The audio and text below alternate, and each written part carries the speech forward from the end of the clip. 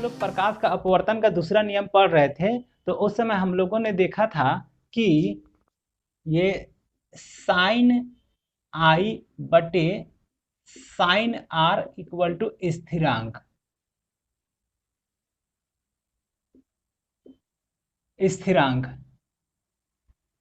और इस स्थिरांक का नाम हम लोगों ने दिया था पहले माध्यम की तुलना में दूसरे माध्यम का अपवर्तनांक। और उस समय हमने बताया था क्या कि अपवर्तनांक के बारे हम लोग बाद में पढ़ेंगे। तो आज वही दिन है जिसमें हम लोग सीखेंगे अपवर्तनांक। तो चलिए हम लोग देखते हैं कि अपवर्तनांक होती क्या चीज है। तो देखिए यहाँ पर हम लोग दो माध्यम लिए हैं, एक हवा लिए हैं, एक पानी लिए हैं। और पिछले कुछ चर्चा पे आप लोग जाने थे कि जब प्रकाश एक माध्यम से दूसरे माध्यम में जाता है तो माध्यम के सघनता के हिसाब से उसका चाल में कमी या ज्यादा होता है।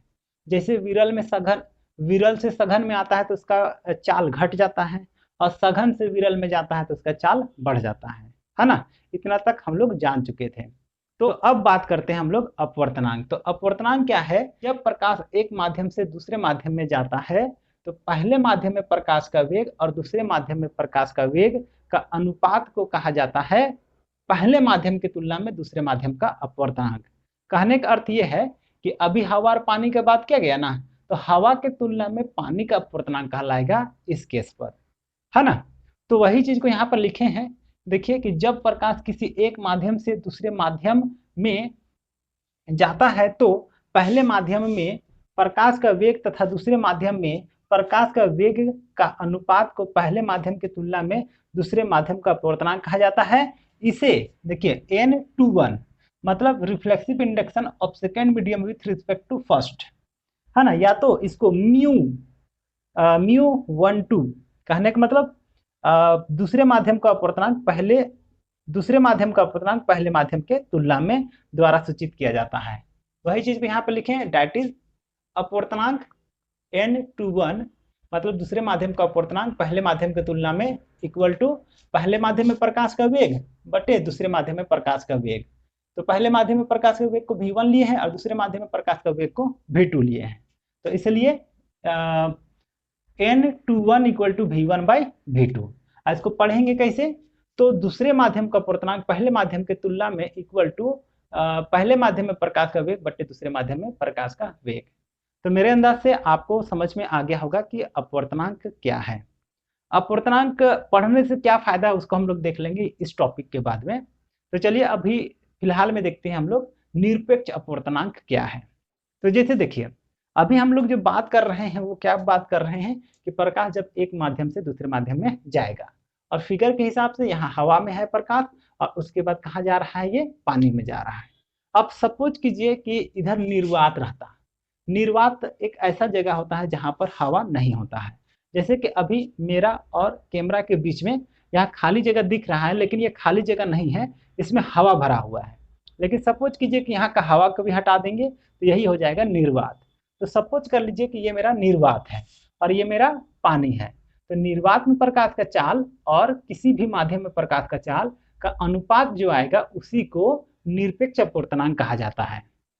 और वही चीज को यहाँ पर लिख करके रखे हैं, निर्वात में प्रकाश की चाल तथा किसी माध्यम में प्रकाश की चाल के अनुपात को माध्यम का निरपेक्ष अपवर्तनांक कहा जाता है। दैट इज निरपेक्ष अपवर्तनांक। और निरपेक्ष अपवर्तनांक को n से सूचित करते हैं, सिंपली n लिखेंगे।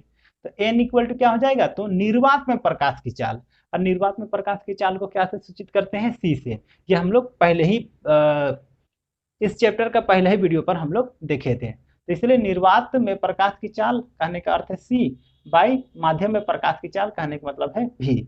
तो n इक्वल टू कितना हुआ, c/v, जहां c किसको दिखाता है, तो निर्वात में प्रकाश की चाल कहने का अर्थ है क्या चीज, जहां ये c जो है वो दिखाता है 3 × 10⁸ मीटर पर सेकेंड, है ना, जो कि निर्वात में प्रकाश की चाल है।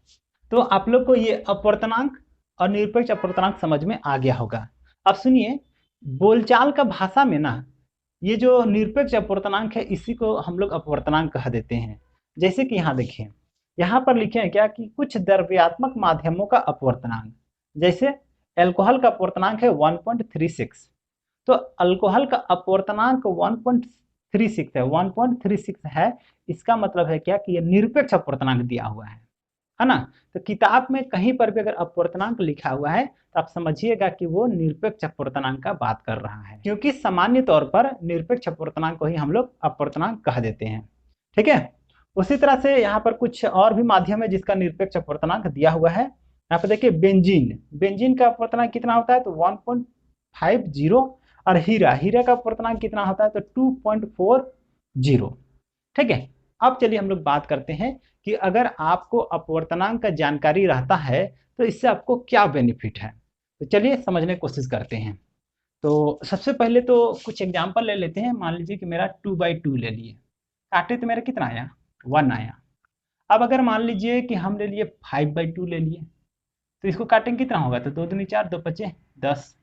अब अगर मान लीजिए हम 1/2 ले लिए तो कितना हो गया, काटेंगे तो 0.5, है ना।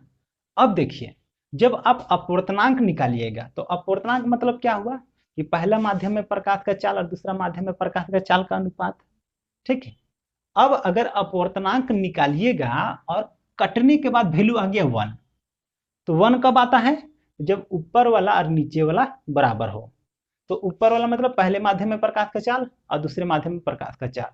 ठीक है, तो अगर आप अपवर्तनांक निकालते हैं और आपका वैल्यू आ गया 1 आया, तो हम लोग कहेंगे कि पहला माध्यम में प्रकाश का चाल और दूसरा माध्यम में प्रकाश का चाल बराबर है। ठीक है, अब देखते हैं दूसरा स्थिति। कभी भी जब इसको हम लोग सॉल्व करेंगे, है ना, इसमें जो भी वैल्यू दिया हुआ रहेगा उसको सॉल्व करेंगे। सॉल्व करने के बाद देखिए कि उसका वैल्यू जो आया, अपवर्तनांक का जो वैल्यू आया वो ग्रेटर देन 1 आया, है ना, 1 से ज्यादा आया। तो 1 से ज्यादा कब आता है उसको देखिए तो ऊपर में ज्यादा है और नीचे में कम। तो ऊपर वाला क्या है पहला माध्यम ना, और नीचे वाला क्या है दूसरा माध्यम। तो अगर पहला माध्यम में प्रकाश का चाल ज्यादा हो और दूसरा माध्यम में प्रकाश का चाल कम हो, तो ऐसा स्थिति में अपवर्तनांक जो होता है वो क्या होता है 1 से ज्यादा आता है। तो इसलिए अगर अपवर्तनांक 1 से ज्यादा आया तो इससे हमको ये निष्कर्ष निकालना है कि ये कम है। कहने का मतलब दूसरा माध्यम में जब प्रकाश गया तो वहां पर उसका चाल घट गया। तो यहाँ पर यहाँ पर आप लोग देख सकते हैं कि सभी जितना भी एग्जाम्पल लिए हैं सबका जो अपवर्तनांक है वो 1 से ज्यादा है। इसका अर्थ ये हुआ कि निर्वात की तुलना में इन सभी चीजों में प्रकाश का चाल कम होगा, ये ज्यादा ये कम, तब जाकर के वैल्यू आता है 1 से बड़ा।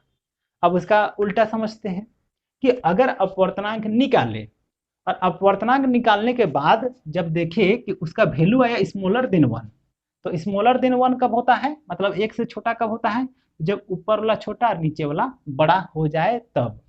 कहने का अर्थ यह है कि पहला माध्यम में प्रकाश का चाल कम होगा और दूसरे माध्यम में प्रकाश का चाल ज्यादा होगा, तब ऐसा स्थिति में जो अपवर्तनांक आएगा वो 1 से कम होगा।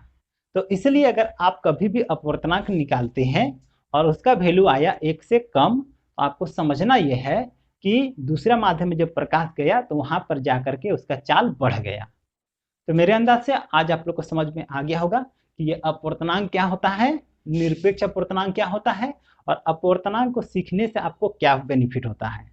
आपको देखिए इस तरह का जो एग्जाम्पल है, साथ ही साथ मैं एक फोटो भी आपको इस वीडियो में चिपका दूंगा। जितना भी माध्यम है सबका अपवर्तनांक को याद करने का कोशिश कीजिएगा। यहाँ से इस तरह का जो एग्जाम्पल है ना, इससे आपको एक क्वेश्चन पूछता ही है। जैसे आपको पूछ देगा कि अल्कोहल का अपवर्तनांक क्या है, आपको सीधे बोलना है 1.36। बेंजीन का अपवर्तनांक कितना है, तो बोलना है 1.50। बोलेगा हीरे का अपवर्तनांक क्या है, तो 2.40। इसी तरह से आपको आंसर करना है ना। तो उम्मीद करते हैं कि आज का ये पूरा टॉपिक आप लोग को क्लियर हो गया होगा। आज के लिए इस वीडियो पर इतना ही।